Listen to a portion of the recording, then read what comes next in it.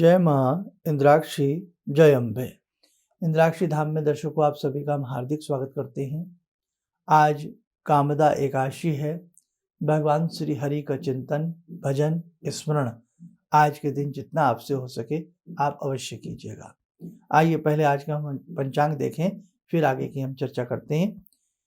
1 अप्रैल सन 2023 दिन शनिवार, संवत 2080, चैत्र मास, शुक्ल पक्ष, तिथि कामदा एकादशी, नक्षत्र आश्लेषा, राहु काल 9 से 10:30, दिशा सूल पूर्व दिशा। भगवान श्री हरि का चिंतन जिस घर में होता है, भगवान श्री हरि उस घर की समस्त कामनाओं को पूर्ण करते हैं। कामदा एकादशी, कामदा एकादशी बड़े बड़े शापों से हमें मुक्त करती है। ब्रह्म हत्या सदृश जैसे पापों से व्यक्ति को मुक्ति दिलाती है। जाने अनजाने में हमसे अपराध होते हैं, इस जन्म के, पूर्व जन्म के प्रारब्ध के संचित गुप्त पापों को भी नष्ट करती है कामदा एकादशी।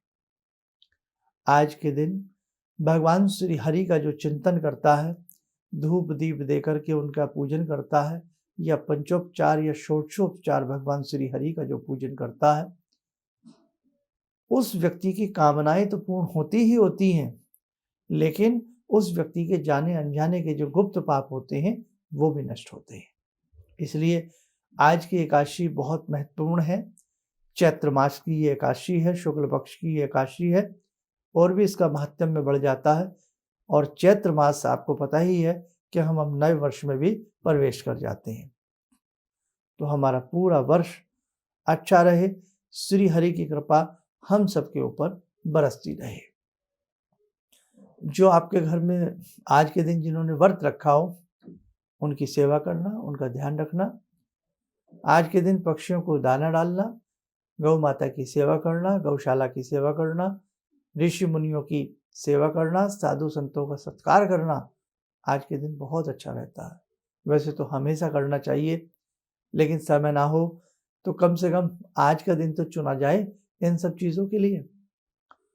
दूसरी बात, कहीं भी गौशाला हो, पीपल का पेड़ हो, उसी के नीचे बैठ कर के श्री हरि श्री हरि श्री हरि श्री हरि, ये हरि नाम का संकीर्तन भी आप करते रहेंगे ना, आपको लाभ मिलेगा।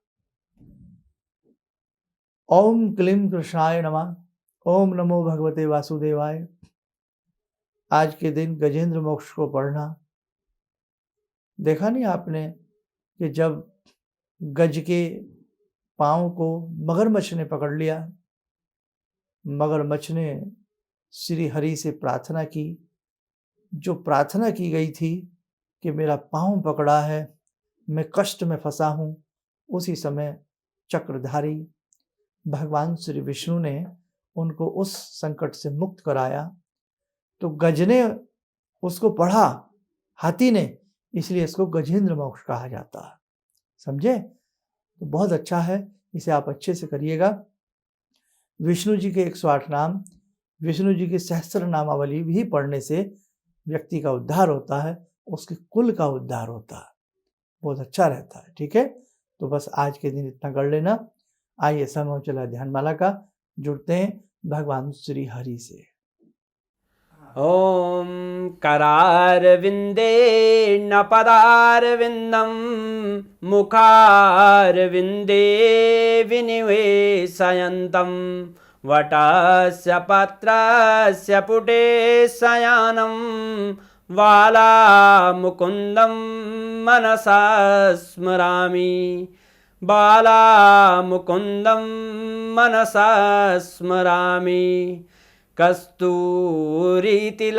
ललाटपटले वक्षस्थले कौस्तुभं नासाग्रे वरमौक्तिकं करतले वेणुकरे कङ्कणं सर्वाङ्गे हरिचन्दनं सुललितं कण्ठे च मुक्तावले गोपास्ति परिवेष्टितो विजयते गोपालचूडामणि शान्ताकारं भुजगशयनं पद्मनाभं सुरेशं विश्वाधारं गगनसदृशं मेघवर्णं शुभांगं लक्ष्मीकान्तं कमलनयनं योगवृद्ध्यानगम्यं वन्दे विष्णुं भवभयहरं सर्वलोकैकनाथं। कवच बना लें, ध्यान करें, भगवान श्री हरि का शुभ आशीष हम सबके ऊपर बरस रहा है।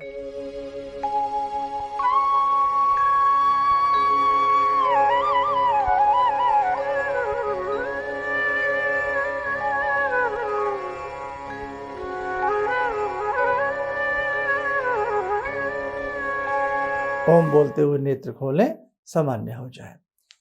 और अब आगे का संदेश दे देते हैं कि जैसे कि आज 1 अप्रैल हो गई है, 22 अप्रैल का आध्यात्मिक महाशिविर है, जिसमें हजारों व्यक्तियों की हाजिरी है और वहाँ सब बैठ करके बहुत अच्छे से पूजन करने वाले हैं। भगवती प्राम्बा महाशक्ति का ये अभिषेक रहेगा। घर से हम बार बार सूचना दे रहे हैं, मेटल की 4 मुखी, चतुर्मुखी या अष्टभुजी या दो भुजी जैसी भी आपके पास हो, छोटी सी लेके आए। बाजार से जब खरीदें देख समझ के खरीदें, अच्छी, उनके नैन नक्श अच्छे से दिख रहे हों, मूर्ति अच्छी हो, और अच्छे से जब हम उसे रखते हैं तो वो आधार के साथ अच्छे से टिक जाएं, ये ध्यान रखना। कई बार वो लुढ़क पुढ़क होती रहती है, ऐसा नहीं है ना, क्योंकि घर में भी आपको वो बाद में रखनी है। और बाकी बहुत सारी बातें वहीं आपसे होंगी। ध्यान रखें, समय से पहुंचने का प्रयास करें। शनिवार का दिन है 22 अप्रैल को, और आपको सुबह 10 बजे से हम पूजन महाप्रारंभ करने का पूरा प्रयास करेंगे।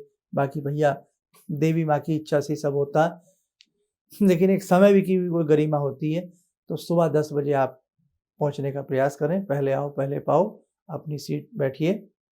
और जैसे घर से 4 लोग आ रहे हैं या 2 लोग आ रहे हैं, तो सबको अलग अलग पात्र लाने की आवश्यकता नहीं है।